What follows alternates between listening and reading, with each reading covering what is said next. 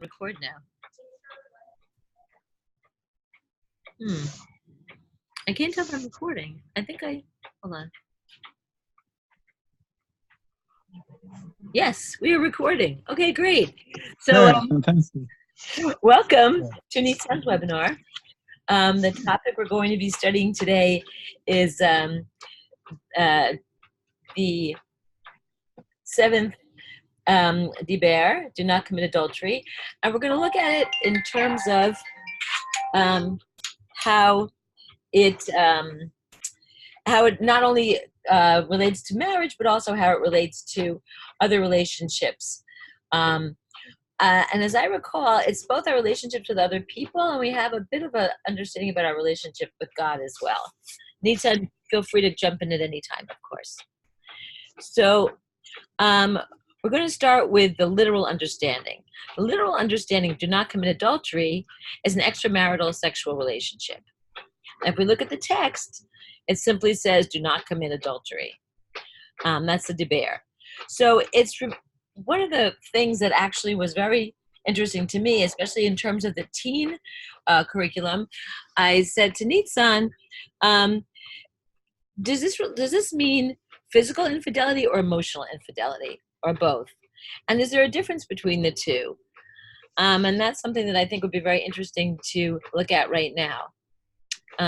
Ken, I know that you have teen groups, and I'm wondering, one of the things that I felt was very important to teach my girls as they were growing up was that a physical relationship should be connected to an emotional relationship. I think that's an important thing.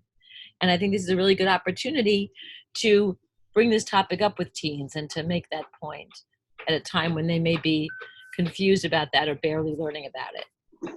And anybody, including Nitsan, want to jump in and say what you think about this question, whether the two are related or not, or how they should be, or how you think this relates to the Diber. Okay, well, I told you what I think. I think it's important to make that connection because I think that's a very important thing.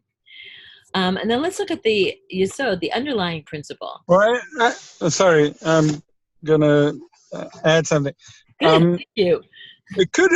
I have a good friend in Baltimore who is a marriage coach, not really a marriage counselor, but he does a lot of work online and has actually huge practice.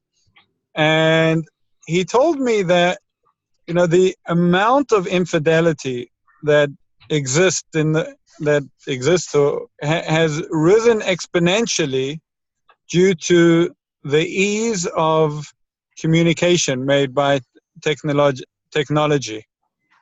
And I wonder if whereas normally we think of infidelity. Nitsan? Nitsan, are you there? Yeah, I was. The Queen came by and I had to say. Whereas I think us oldies might think of infidelity starting more from like a physical attraction or imagining it does, because there's a lot of opportunity for people to start their relationship in other ways, through verbal communication, through texting, through things like that, which probably have sexual innuendos all the time. But it's interesting that it might be the start of something bad, which can seem more innocent. It's an interesting point. I think too, I appreciate what you were saying, Nina, about the connection between the physical and the emotional, because I think there's a lot of, as you said, Nitzan, with things like Tinder and texting and whatnot, and just sexualized images and people consume and movies and other genre. I think people kind of don't necessarily get that message reinforced about the connection between the two. Yeah, and that's something I think is really important. I'm not sure as much. I mean, it's not a conversation I've had with many of my adult friends, but certainly I've had it with my daughters, and I think it's an important thing. So that is the literal understanding of Pshat. Let's take a look at the underlying principle. I love this quote. It's about the difference between a contract and a covenant. And a contract is a give and take where each party is interested in their own interest, in their own benefit. Whereas a covenant is a coming together of two or more parties in order to create something for the benefit of the other, or better yet, the whole. It's a merging of identities from the I to the we. Two primary covenantal relationships for the Jewish people are our relationship with God and in marriage.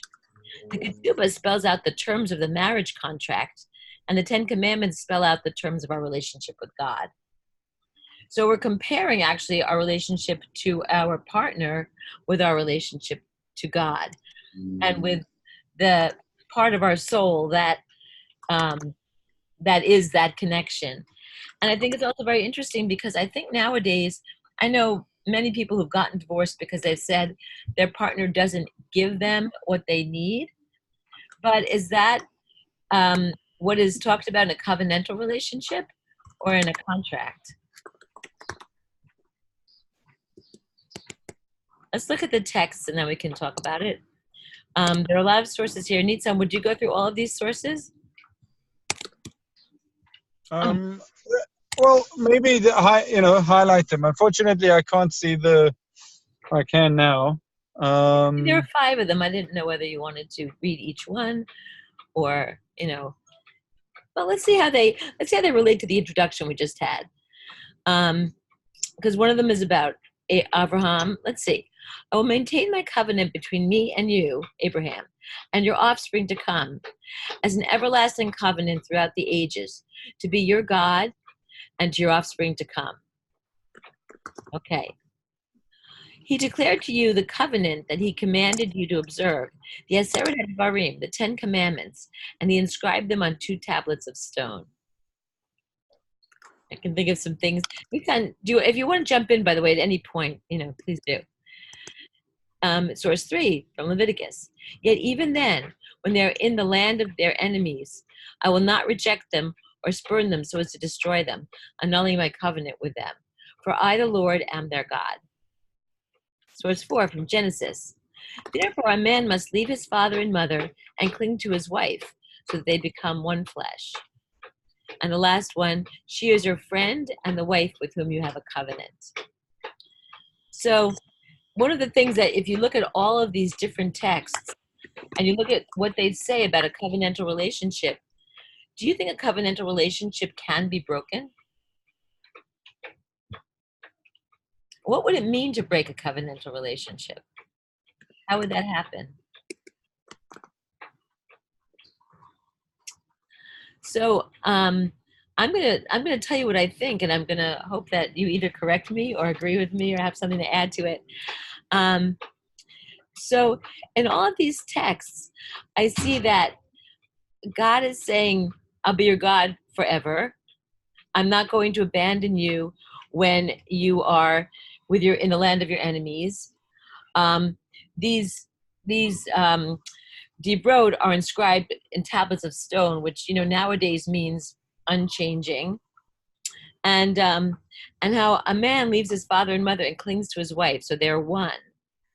And you have a covenant with your wife. So it seems to me that the very nature of a covenantal relationship is that it can't be broken. But I'm not saying that every marriage is necessarily a covenantal relationship. The difference between the covenantal relationship, as I can see it, and the other is that you're not looking to benefit yourself; you're looking to benefit yourselves as one. So I don't think you can break a covenantal relationship. I think you can break a contract. If you think about your life, think about your relationships. Does anybody have a relationship they actually consider covenantal and some that they consider a contract, more contractual?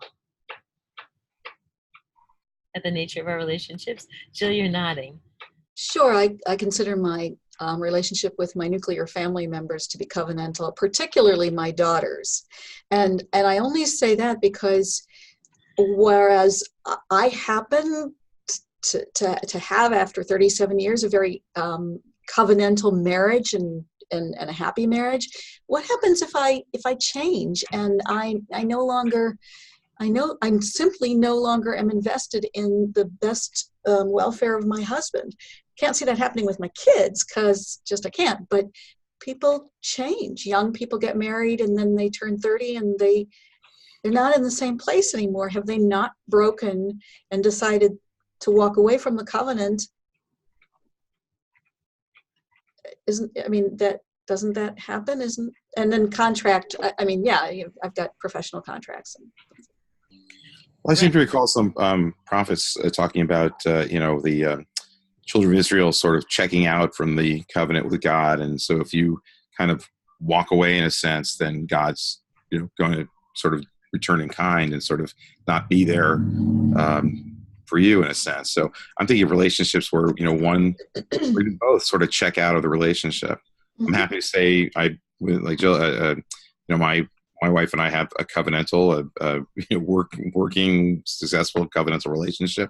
Same thing with my kids, although they really kind of test the boundaries as teenagers. It's very interesting that you say that, because I do think that the kind of relationship you have with your children is an extremely special relationship, and definitely I would consider it a covenantal relationship.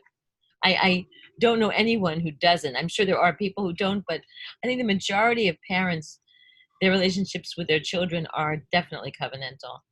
And it's interesting because yes, Nitzan. Do you think, as a parent, I understand fully what you're saying. Do children think of their relationship with their parents as covenantal? It's a great question. Remember, children have various levels of maturity. Mm-hmm. They're children from the minute they're born, and they may not have the maturity to understand this until they're quite a bit older and have their own experiences. I think there are exceptions to that. I mean, my kids, we adopted our kids, and they still have issues that they're working out, and it makes it challenging in terms of keeping the covenant at times, and relationships. Hopefully, Hashem willing, won't happen in our relationship. But I mean, there are children who become estranged, whether birth or adopted kids, from their parents for one reason or another, or issues or situations that they're dealing with. That's why I was saying that it depends on a lot of things. I don't think children to parents can be equated with parents to children, because it's very different.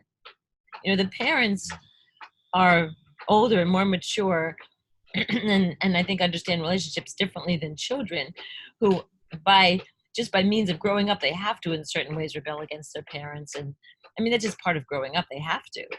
Well, also, my wife, being a social worker dealing with child sex abuse, will tell you that there are parents, unfortunately, who, the kids really shouldn't be around them for their own well-being. That's true. Right. I think that,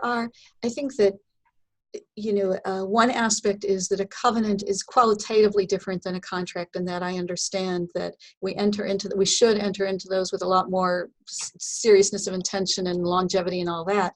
But there are times when people do, and there are times when people should walk away because the other person has or is not able. There's a pathology there. Right. And that's why it's interesting to talk about the difference between a contract and a covenant, and then to compare it to marriage. And the ideal marriage should be a covenant, but that doesn't mean it is. Just like the ideal parent relationship probably to child should be that way. And it sometimes is. But again, that's why we think about it, I think. That's why we study it. Because while it's the ideal relationship, it's not necessarily the way it is. And while we're going back and looking at this, so what are the differences between our relationships with other human beings and our relationship with God? Because we're comparing our relationship with our spouse to our relationship with God in the terms of them in an ideal situation, both being covenantal.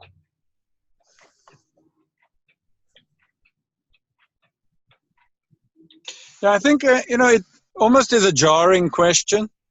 That's what you said when we came up with it, too.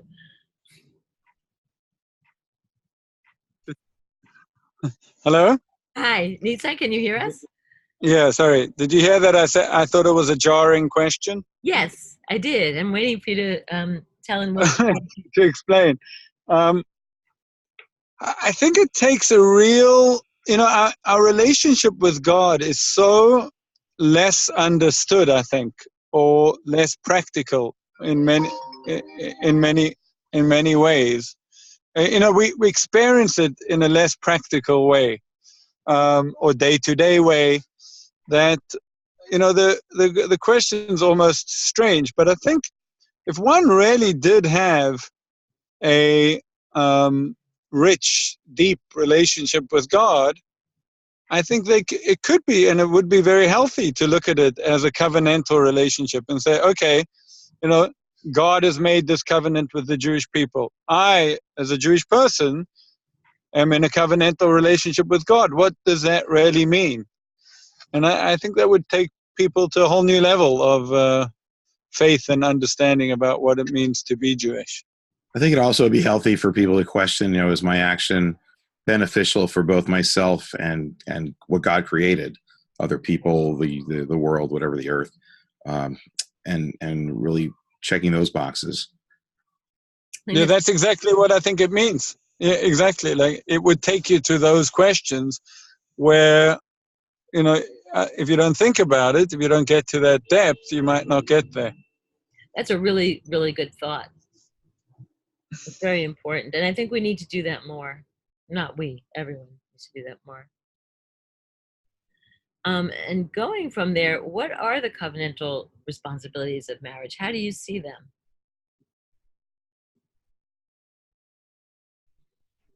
To me, the one most interesting thing between the difference between a covenant and a contract is that the covenant is you're trying to work for the good of the whole as one, not like, I cook, he does the dishes. You know what I mean? Like more of a spiritual whole, of being a unit.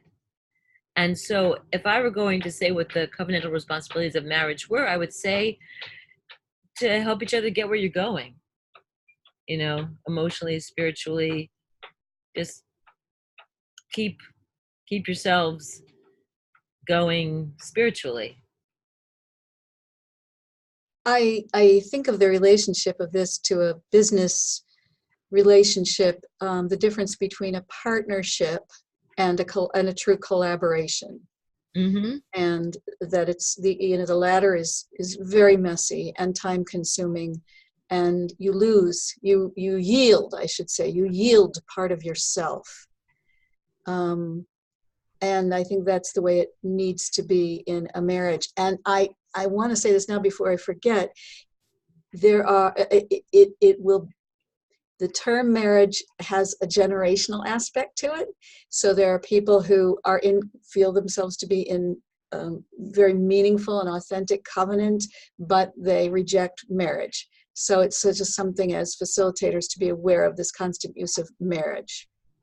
Completely true. And I also feel that we should never assume that it's a man and a woman. It's to me, it's just the most important relationship that you have, whoever it's with. Right. I mean, siblings are another, is particularly adult siblings, I should say. No, I shouldn't say that. Siblings are another, for me, covenantal relationship. So, yeah. Yeah. That's good. That's nice that you can have that relationship. I think anyone, like you were saying, your nuclear family, or anyone in your family, or whoever you're close to, there are friends that you can have that kind of relationship with too, I think. And I think that's probably the highest level of the human spirit, when you can relate to another person that way. Yeah, it's the, I and thou, that I-thou relationship. Yes, that's right. So, and we're talking, it's very interesting because you just brought this up, how the understanding of marriage has changed over time. We just discussed that. And then the next question is, what challenges does contemporary society have with this change? I think it probably is different segments of society who might have trouble with some of the change. I think there are probably people who have no trouble with the change also. And I think that we're going to a better place, and that we can understand that people can have this kind of really melding relationship with another person, not necessarily of the same, the same way as it used to be. I remember when I was a kid, there was a movie about a black and a white a man and woman who married each other, and the kids were, given, it was like in the 60s, and it was a civil rights movie. I remember the little girl, they said, "Do you realize you're different from your brother?" Because she was white and he was black. I guess she was from a previous. He said, "Yes, so silly. He's a boy. I'm a girl." And it was really nice. And I think that we're going towards that. I hope we're going towards that. And I think that that might be, some of the changes we're seeing in our idea of what relationships are. Mhm. So let's look at this. The concept of marriage has changed throughout time. The ketubah, which offers the wife security in and after marriage, was a very novel idea when it was first introduced. There have always been many considerations besides love for marriage, including financial, societal status, and lineage. So let's look at these texts in light of that.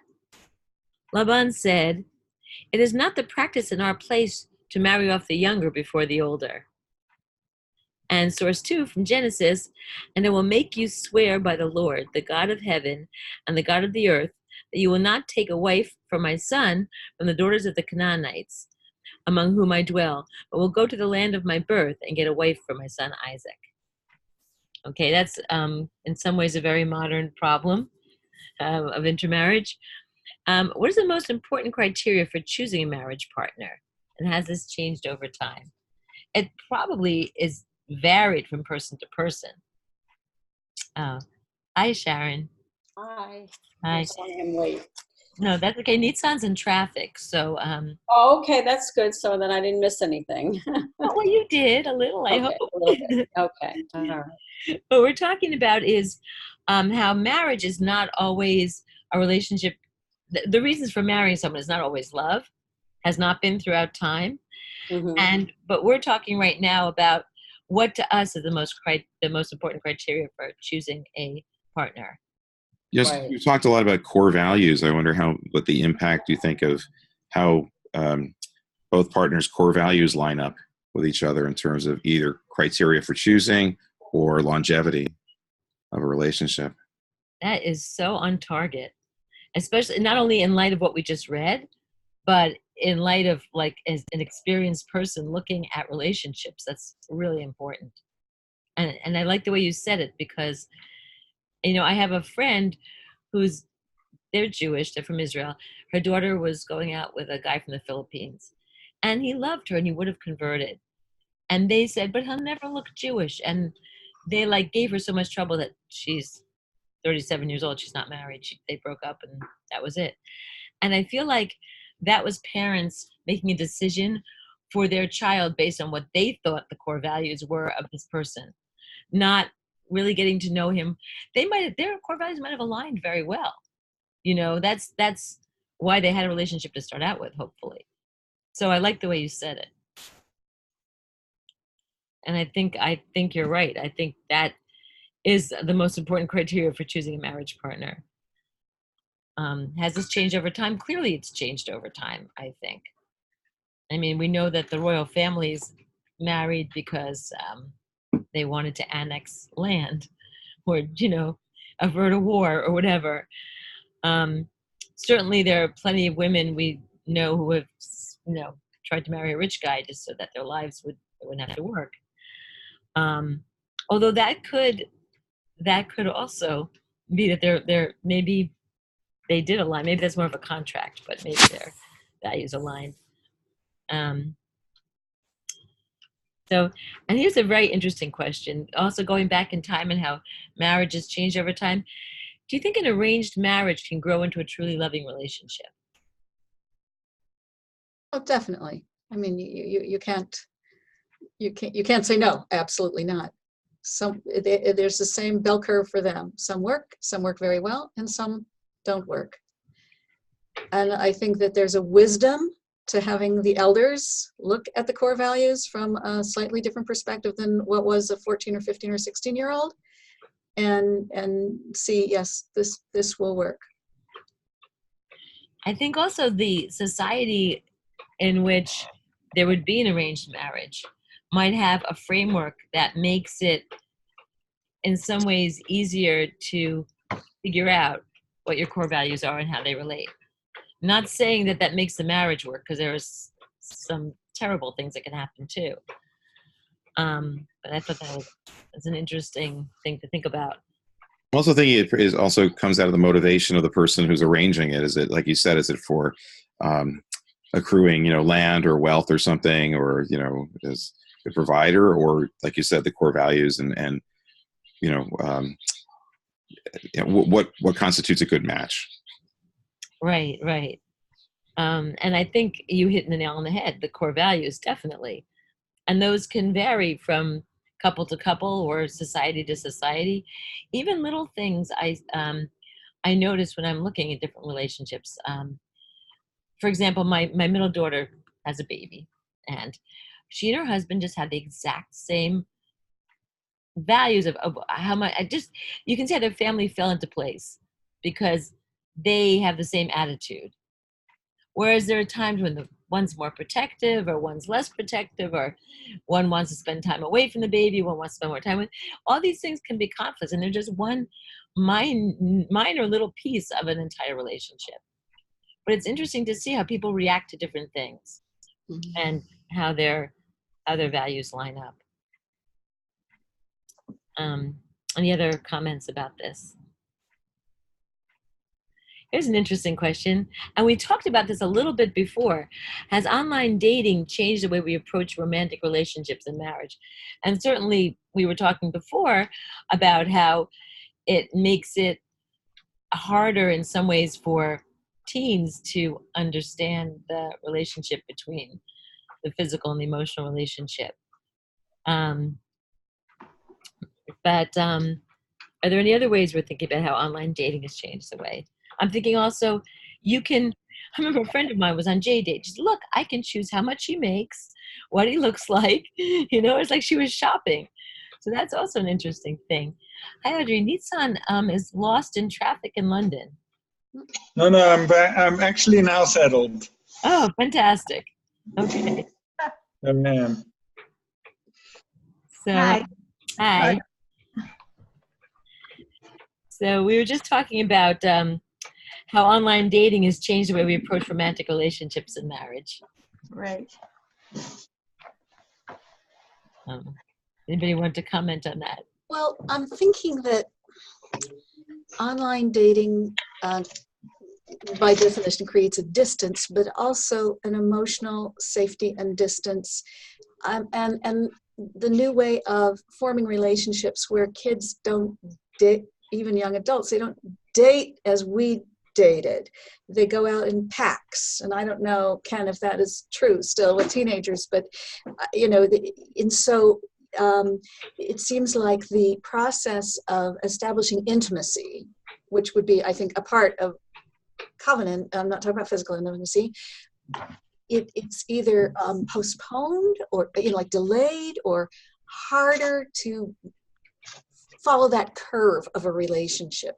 And I think online dating may be a little part of that, although it's also a safe way to become intimate and really share other than the physical. But also the reliance on technology, I wonder how that impacts or affects, I'm using teens, for example, really being present with another person and actually, both really being there, mm-hmm. instead of on looking at their phones. Mm-hmm. Yeah, I think the statistics show that the rates of teen pregnancy are way down. Not because teens are being more careful, because teens aren't having sex. Mm. Yeah, it's really fascinating. And I think it has a lot to do with what Ken just said. Mm-hmm. I think that's what the articles actually point to. I'm sorry, I missed that. What did you say, Ken? That I'm just saying with reliance on technology, and this is, could be not only teens, millennials, young adults, they're so reliant on technology now, looking at their phones, that it's hard for them to actually be in the same space together, as was the case before. I was also going to say there's another element to online dating, not necessarily for teens, maybe for adults or both, is catfishing. You don't know really who is on the other end. You're seeing a photo, you're seeing information, but you really don't have 100% surety that that's the person. Good point. So I was in a class yesterday, and somebody said they asked their daughter, she's dating somebody, and he said, well, do you love this person? And she said, I love him until I don't love him. And I said, but that's the wrong question to ask. I said, I've been married for 43 years. If you ask me, do I love my husband? I said, well, it depends on the day, but it's the question of, are you committed to this person? And yes, I'm committed to this person. So I think there's a confusion. I see this with my son, who does like dating, like online dating and stuff. It's like they wrap somebody up in one meeting or like one phone conversation. How do you know what a person is like in one phone conversation or one meeting? Like, how do you really judge somebody?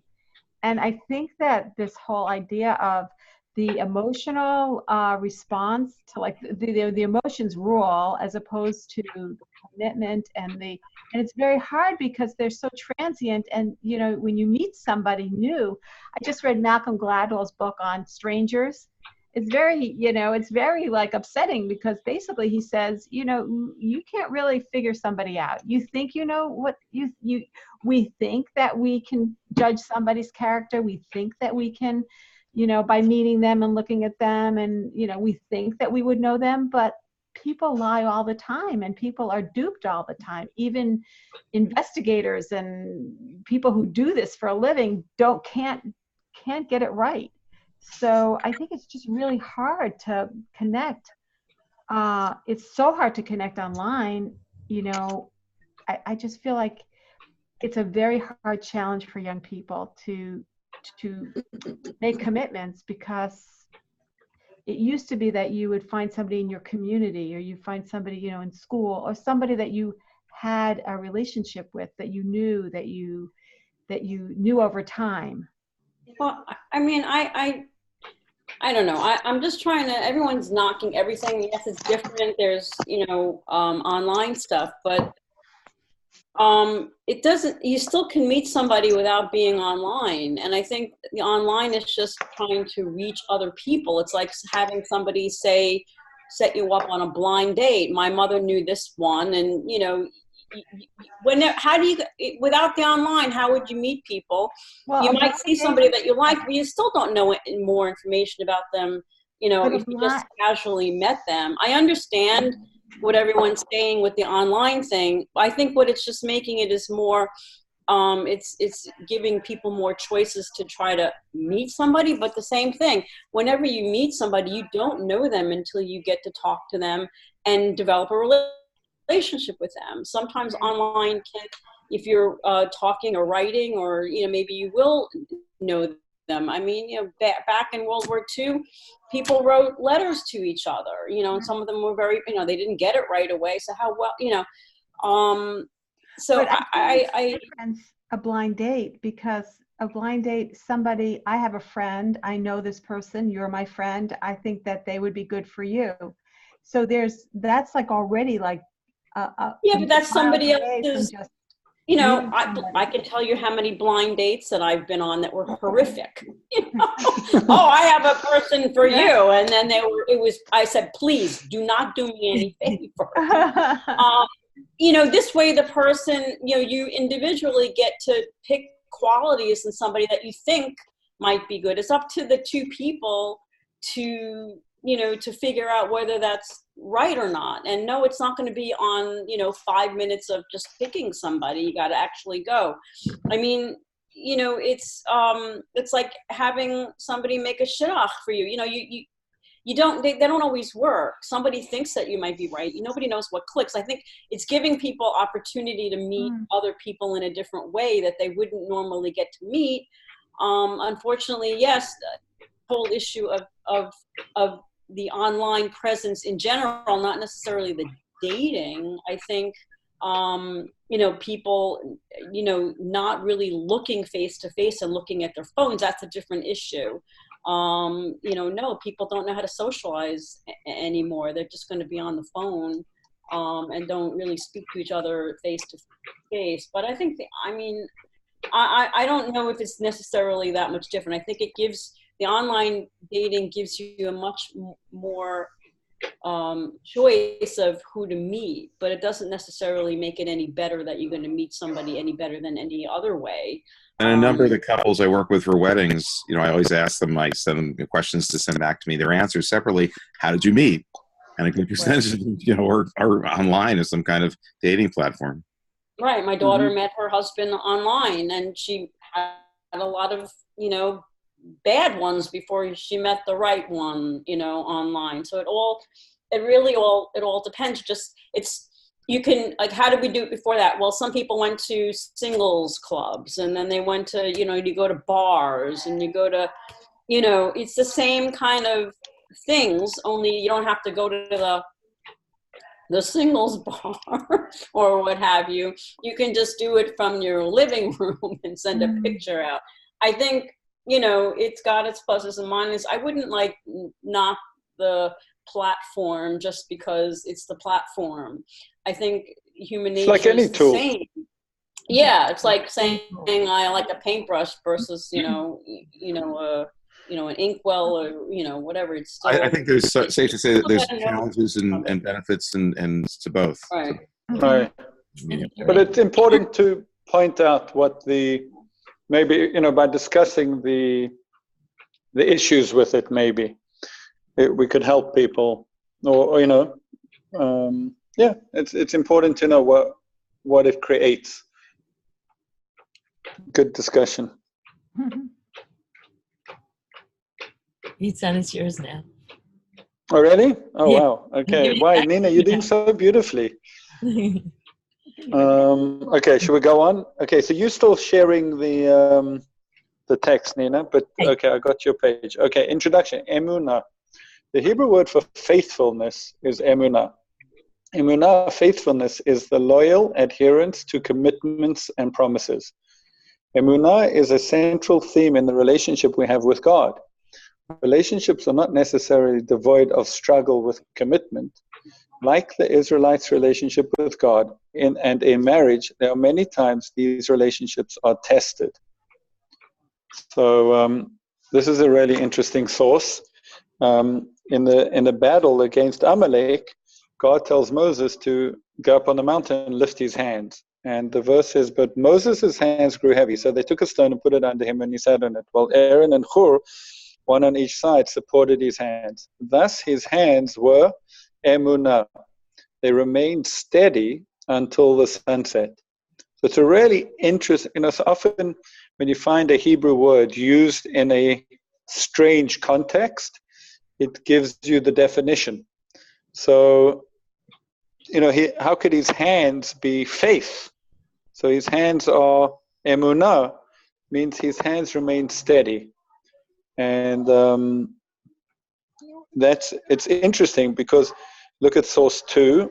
Moses questions God's faithfulness when he's disappointed that Pharaoh has not set the people free. And God spoke to Moses and said to him, I am Hashem, usually translated the Lord, Adonai, right? I appeared to Abraham, Isaac, and Jacob as God Almighty, El Shaddai, but Shmi Hashem, or my name Adonai, I did not make myself known to them by my name Hashem. And Rashi comments there, what is God trying to tell Moses? What do these names mean? And how's this an answer to his question? And he says, I was not recognized by my true attributes for which my name is called Hashem, which denotes that I'm certain to substantiate my promise. For indeed, I made promises to them, but I did not fulfill them during their lifetime. So it's very interesting that God, we have many names for God. interesting. Yesterday, I had a Uber driver from Greece. Always, in a different country, always, the most interesting people are always the taxi drivers. And he actually was talking to me about becoming a priest. So he said, we only have one name for God. Why do you have so many names for God? Somehow he knew that. So this essential name for God, the Yud and the Hey and the Vav and the Hey, we don't even pronounce it the way that it's written, means, Rashi says, part of the meaning of that is that God substantiates his promises. So he is a God of faithfulness. That's really what his name is. Let's see source 3. The Chavuku came and established all of the 630 mitzvot on one principle. Tzaddik v'tzaddik be'emunato yichya. The righteous shall live by their faithfulness. So it's interesting because I think most people translate emunah as faith, but yet it's clear from these sources, the first two, that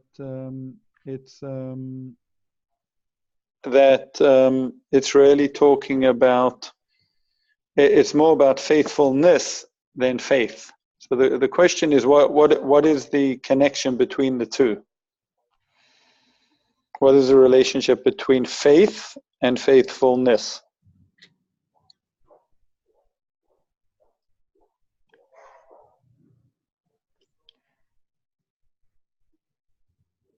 Well, I think it has to do somewhat with what I was maybe saying before, that one is a state of being. Like, you decide that you will be faithful to somebody. That's a decision.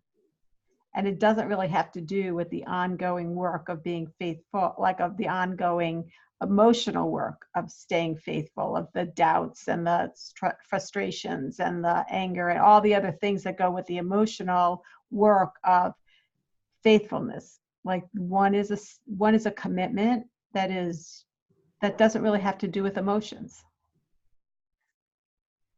Mm-hmm. Okay, I love that. You're saying at the beginning you need faith that things will work out. We can have a beautiful marriage together. And then once you've taken that leap of faith, this is the right person, then in order to achieve it, you need to be faithful, which is an ongoing on the way. I think, which is the ongoing work of being of the commitment. I also think of faithful as how we describe behaviors. So there's an action component. It's almost like an adverb. It's an adjective, but someone is faithful, and how do we know that? Because of the way that the person behaves. Mm-hmm. Right. You can't see faith, but you can see faithfulness. Mm-hmm. It's demonstrated. I also see a sense of trust, and I get the connection between, faith, maybe just trust that something's going to happen. You believe that something's going to be there for you. Faithfulness, again, it was interesting. I've never really looked at that verse with the emunah in there, with the steadfast.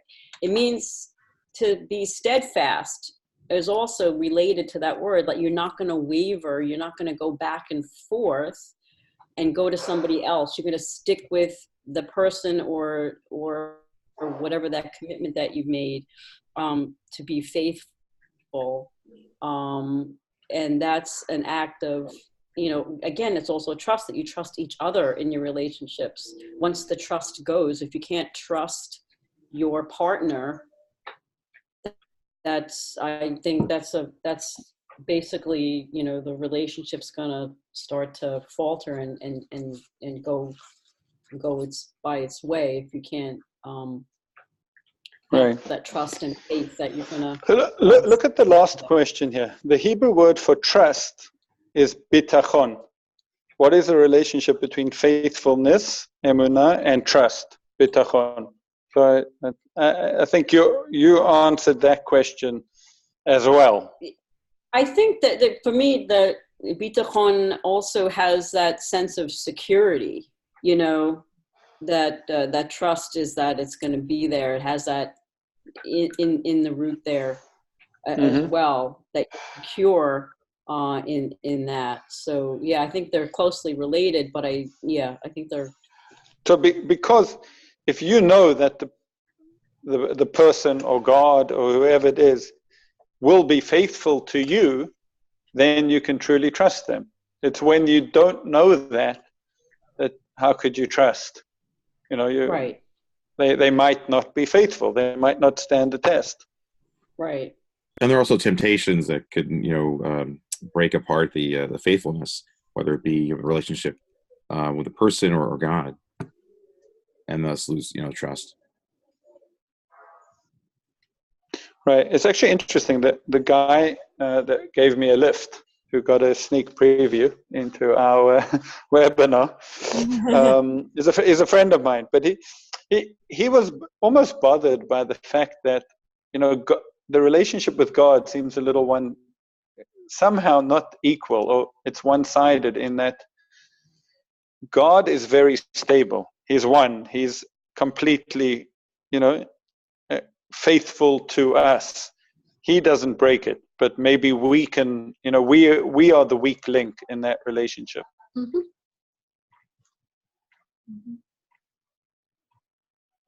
So let's maybe the middle questions were: do having faith and being faithful always go together? What does this mean in our relationship with God, and how does it manifest itself in a marriage?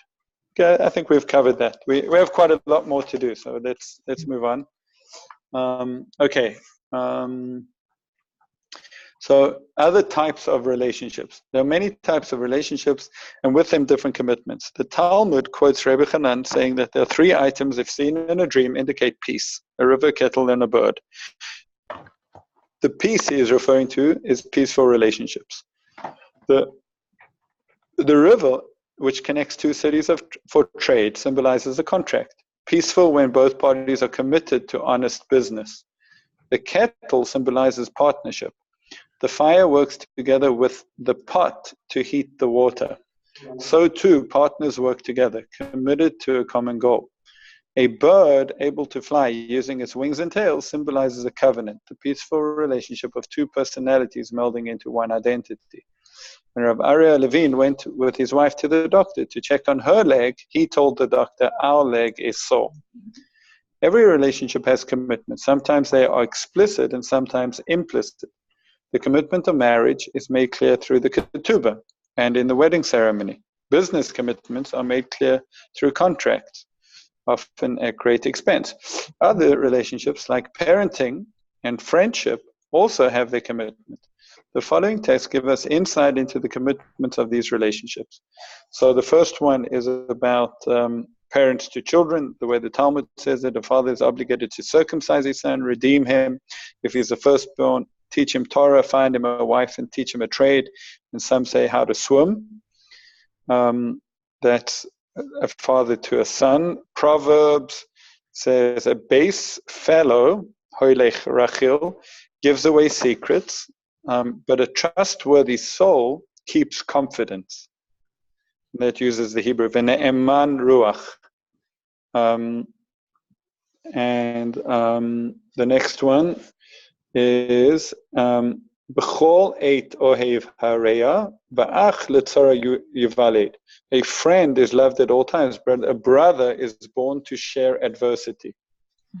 And source 4, Avot Yossi ben Yochanan, man of Jerusalem, says, "May your home be open wide, may the poor be members of your household." So let's go to there's actually a 5th one on the next page. Source 5, Talmud Kedushin, comments on the verse, "Happy is the man who has a quiver full of them. They shall not be put to shame when they speak with their enemies in the gate." And the Gemara asks, what is the meaning of this phrase, enemies in the gate, with regard to Torah studies? Because it's talking about the quiver. I think. Rabbi Chia Abba says, even a father and a son or a rabbi and a student who are engaged in Torah together in one gate become enemies with each other due to the intensity of their studies.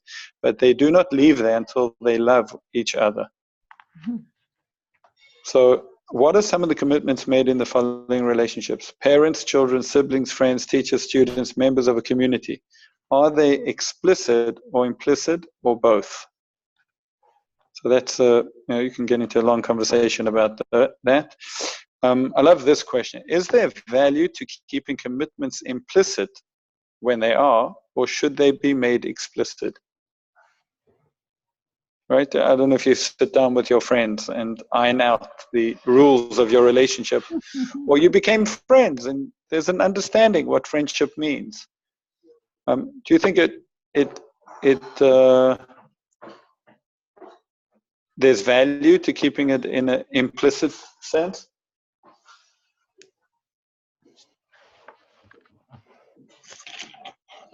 I think it's interesting that we all think it's funny when we think about talking to a friend about that. I mean, Stop. it's different.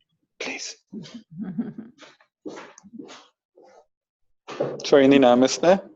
Oh, I just saying that the question you asked, we all found just a little bit humorous in a way, and I think that's because it's just something that we never do with a friend. I think in my experience, it never ends well. Right. Okay. I think sometimes if it's implicit, like a friendship, it's because it's not as, I don't know, it's like you want to make it explicit when you start dating or marriage. You know, you want to have a commitment and you want everyone to know that you're committed to each other. Friendships, you never know where they are, so it's sort of implicit that you're loyal to each other. So I mean, but I think if both of you want to be on the same page or with your friends, you have to make it explicit. Anything's implicit is always going to be, it can be one-sided. One person thinks that they're committed and the other, doesn't. But I don't know. I think that's part of when we get married. It's not necessarily a private ceremony. We want everyone to rejoice with us and to see, and we want to stand up publicly and say, I'm declaring myself to this person, I don't know. It's an interesting question. I think that when the issue comes up, a couple of things. One, the deeper the context is between or within a community or between two people, I think the more you can enjoy the luxury of implicit understandings. So for instance, if you and I hear the word, I don't know, klutz or schmooze, I mean, we know exactly. Then this doesn't have to do with relationships, but there are communities where in an ultra-Orthodox community, you know exactly where you are because you both grew up with the same mores, etc., and the same definitions, and it's a very deep context.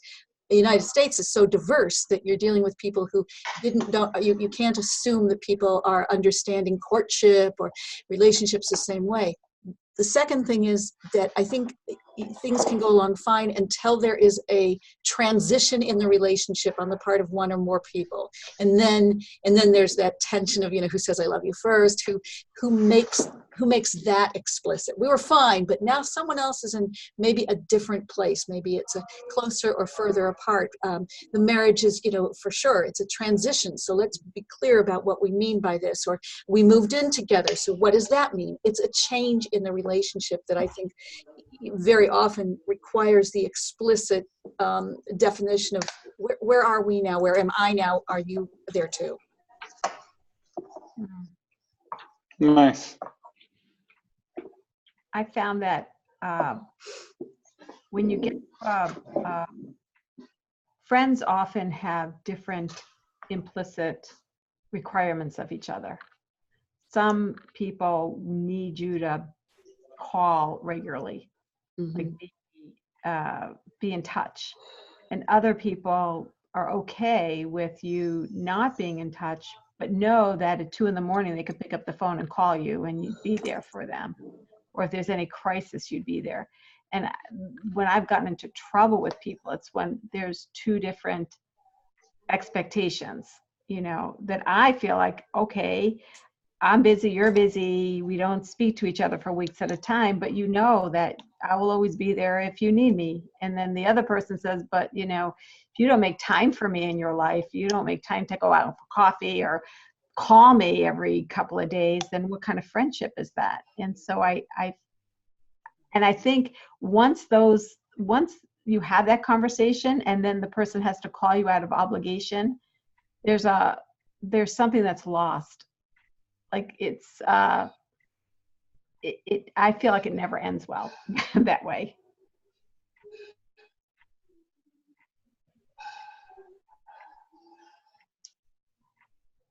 But people need different things, I guess. That's what I you know. It's very fascinating. Okay, you know, I don't want to keep everyone too long. So let's just maybe, the last question here is interesting. Should commitments in relationships always be reciprocal? I think there's a lot to talk about that. I think you know, beyond friendship, many relationships are, you know, the relationship of the parent to the child is very different to the child to the parent, the teacher to the student, the boss to the worker. So what does it mean to be reciprocal when the rules are different for different people? Right. Okay, the next bit, let's go on. This is the last section. Yeah, this is the last section. So this is a very famous bit. I hope most of you know it. Martin Buber explains that humans are defined by two word pairs: I, it, I, thou. And let's just drop to the second line, paragraph, not paragraph, I guess paragraph. Fundamentally, it refers to the world as we experience it. By contrast, the word pair I, thou describes the world of relations. And this is the I that does not objectify any it, but rather acknowledges a living relationship. And then the text over here is really an adaptation of Buber. All life is an encounter. The I, thou word I, thou is different from the I, it, etc. Let's go to just look at the conversations here. So it would, right? The questions, what is the downside of living in transactional relationships? That's when it's I, it. I'm looking at what can you do for me? What can I get out of this? How has Buber inspired us to go beyond the I, it relationship to the I, thou relationship? And what are the implications for this in our daily lives? How has technology changed the relationship dynamic? Is an I-thou relationship possible in a virtual community? Does anyone want to share anything on those questions? Well, I don't think a virtual community is any different from a community. And I think that while the I-thou relationship might just be hard to have in any community, especially, I don't know what brings our society to where it is, kind of, and how people relate to each other. I don't know if technology has had something to do with that, and in that way maybe it does. But that's what I think about that question. I think it's possible, but I think it may be affected by technology, but I don't think technology is a reason it might or might not be possible. Well, do you think in the I-thou relationship, you know, besides the deeper understanding that this isn't someone, you know, who's here to serve me, this is another person who has a whole life, who has their whole life, and I'm relating to their life. Are you more beholden to them? Meaning, using, you know, texting, people that prefer to text rather than speak, people that prefer to have and a virtual communication rather than a real face-to-face one, there is an element of controlling how beholden you are to the other person. You know, when someone texts you, you can decide when to text back because they don't know if you saw it or not, unless they, you know. And maybe that's a way of protecting, in a way, the I-it part of it and not opening up. Maybe there's a point of, what's the word I'm looking for? Make a vulnerability in the I-thou relationship, that because you become more beholden. Am I drinking the water in London, or am I making sense? Yeah. I think that, as we said before about other things, I think texting is a tool. I think it can also bring you closer, and I don't think it Right. you know, I wouldn't know half of what my grandchildren were doing if I didn't get photographs all day on WhatsApp and videos. Right. So of course it can be used that way, but can it be used the other way as well?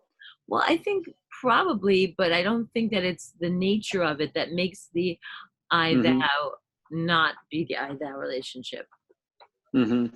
But we have so many more access to so many more people now that it's very hard to maintain intimacy with the world. Well, That's interesting. I think the old world wasn't as big, but I Right, think we can right. maintain intimacy with people who are in other places that we would have just lost touch with altogether because of that. Yes, yes. I Okay. think maybe Okay. you were talking about, you know, with the texting or what, you know, that in a way sometimes it sets you back where you don't want to have direct front face-to-face contact. I'm like, sometimes if I know I have to ask a difficult question, you know, I might just, you know, text it or email it. I might not, you know, because I don't want to, you know, I want to step back a little bit. So I think, and that's why I think texting sometimes it's, I perceive it as being intrusive because you get somebody, you know, your phone's blowing up all the time with dinging and dinging. But on the other hand, when you send a text, it's like you don't want to, the person, again, can answer it when they want, and it's less obtrusive for the person, I think, sending it, because, you know, you don't matter when, you just ask a question. So I think it sometimes takes the directness out of it. So there's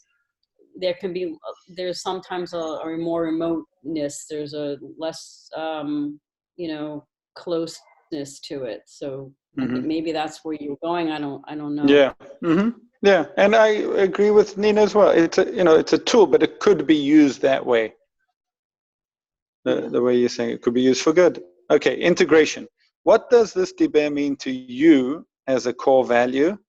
When can it be applied? What are the challenges you will face? How can you overcome them?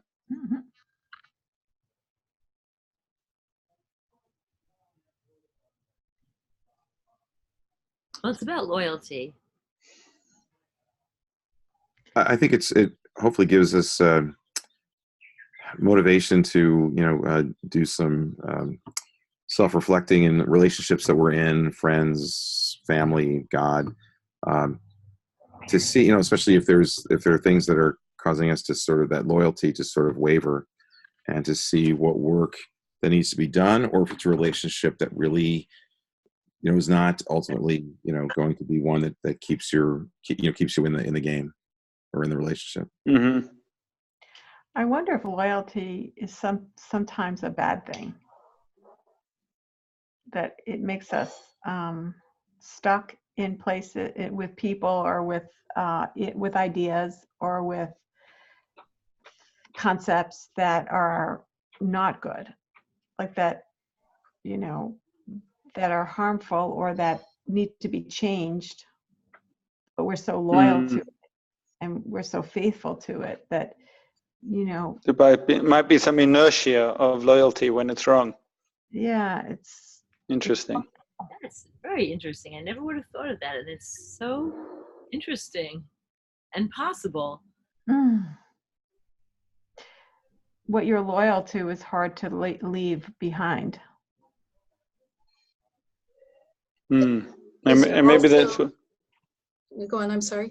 Go on. No, just what Ken was saying. Maybe, what this brings up is to check in with that sometimes and say, what are my loyalties? Who am I loyalty to? And either to affirm it or say, it's time to move on. Yeah, I think what Ken said was right on. The older I get, the more careful I am about who I spend my time with.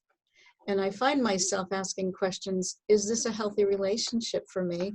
Is it simply one that's dieseling? It's just dieseling. It's not really moving anyone forward or necessarily backward, but do I have, not in a flippant way, but do I have time for this? As I become aware that my time here is not infinite, I want to be very careful about that. I also want to be very mindful. Am I giving what I need to give to sustain a relationship? Because that too, especially as a working, busy mother, family, and someone said before, you assume that everyone's okay with the fact that you're in and out, and it ain't necessarily so. And so am I giving to those people I love, and they don't know I love them. And when I use the word love, I really mean love. When you think about a marriage, a couple has children, and there's a loss, fracturing of faithfulness and trust, and there's growing conflict. Is it really best for the kids that they stay together? That relationship. That's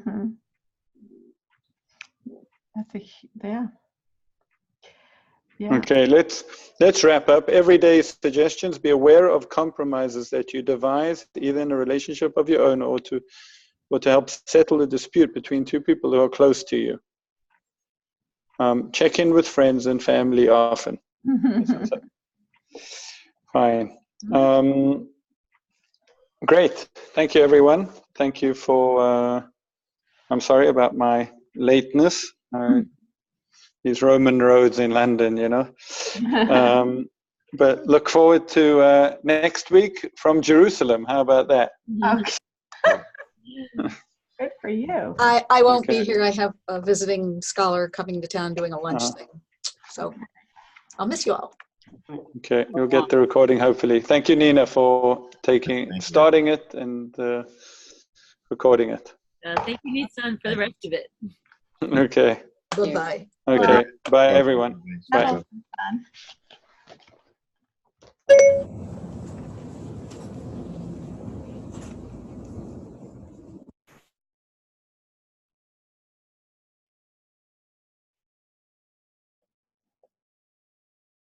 Who's still there? I'm ending it now. I took it for that to stop recording. Oh, okay, fine. Oh, was my video off all the time? Now you can see me. No, you cannot start. Oh, you disabled it. Fine. I'm having such an interesting time in London. What'd you say? I'm having such an interesting time. People really are impressed with our curriculum. That's great. That's wonderful. Good. Yeah. So we'll see. It's the beginning of relationships, and there's a lot between talking to them and them actually doing something. Yeah. But hopefully, at least I'm encouraged that they like it a lot. That's great. It's very Hi good. from London. Okay. Yeah. We'll talk soon. Yeah, actually, I wrote if you can speak to Audrey, did you get my email about these 15 copies?